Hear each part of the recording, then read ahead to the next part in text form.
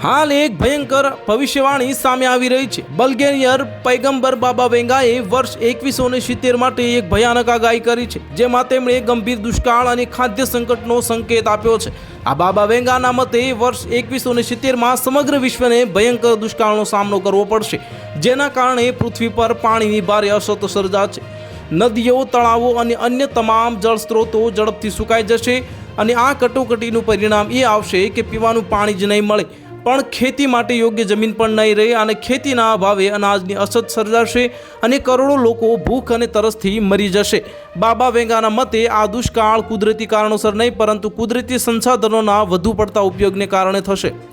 આગાહીઓને આબોહવા નિષ્ણાતોની ચેતવણીઓ સાથે જોડવામાં આવી રહી છે, જેમણે પહેલેથી જ કહ્યું છે કે જો પૃથ્વીની તાપમાનને નિયંત્રિત કરવામાં નહીં આવે તો આગામી સદીમાં જે પરિસ્થિતિ ગંભીર બની શકે છે। અને બાબા વેંગાની આગાહીઓ રહસ્યમય છે, પરંતુ આબોહવા પરિવર્તનના વૈજ્ઞાનિક સંકેતો આ આગાહીને સંપૂર્ણપણે નકારી શકતા નથી।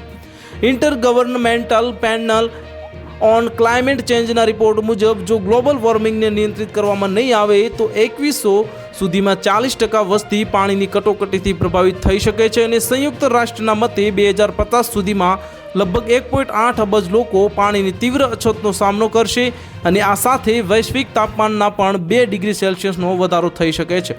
તો હાલ માટે આટલું જ। મળીશું નવી અપડેટ સાથે। જો તમને અમારા વિડીયો પસંદ આવતા હોય તો વિડીયોને લાઇક કરી દેજો, ચેનલને સબસ્ક્રાઇબ કરી બાજુમાં આવેલા બેલ આઇકનને દબાવી દો, જેથી તમને આવા સમાચારની અપડેટ મળતી રહે।